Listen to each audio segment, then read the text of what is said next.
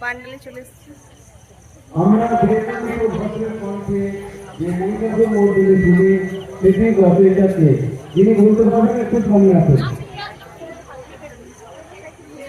Hello everyone, good evening. তো এখন একটু হয়ে গেছে, তোমার 7টা বাজছে। তো আমরা যাব ঘুরতে। সকালে যেতে পারিনি, কেন কি বাবাইয়ের প্রচুর শরীর খারাপ ছিল, তাই যেতে পারিনি। এখনও যাচ্ছিলাম না, বাট হাজব্যান্ড অনেক বেশি বলছে না, কি করবে বাড়িতে বসে, এসো এখানে প্রোগ্রাম হচ্ছে। তো এই যে আমি রেডি হয়ে গেছি, এই যে সাউথ ইন্ডিয়ান শাড়িটা পরলাম আজকে। তো চলো যাই, তোমাদেরকে দেখাবো প্রোগ্রামটা কীরকম হচ্ছে কি না হচ্ছে। তো তোমরা ভিডিওটা লাস্ট অবধি দেখো। তো চলো যাই আমি। এখন আমি ওয়েট করছি বাইরে, আর এই যে হাজব্যান্ড আসছে আমাকে নিতে, তো দেখি কখন আসে।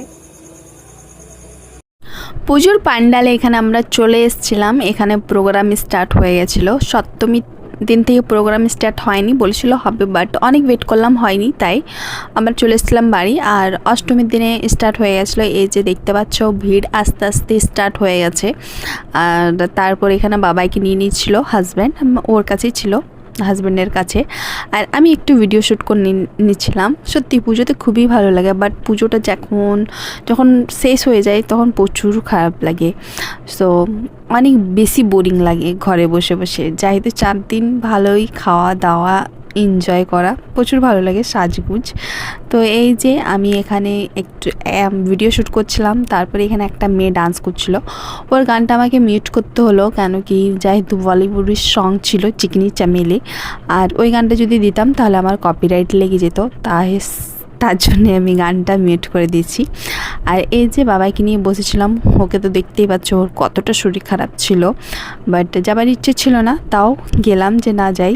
কি খাচ্ছ তুমি? এখন আবার বাদাম খাচ্ছে, দেখে দাও। আমি সেই মেয়ে, আমি সেই মেয়ে, আমাদের দেবতার কাছে ক্ষমা করেনি। অহংকার আর জন্মে করবে না, তার কুমারী অপমান আর চোখে হয়ে পান্ডালে চলে এসেছি।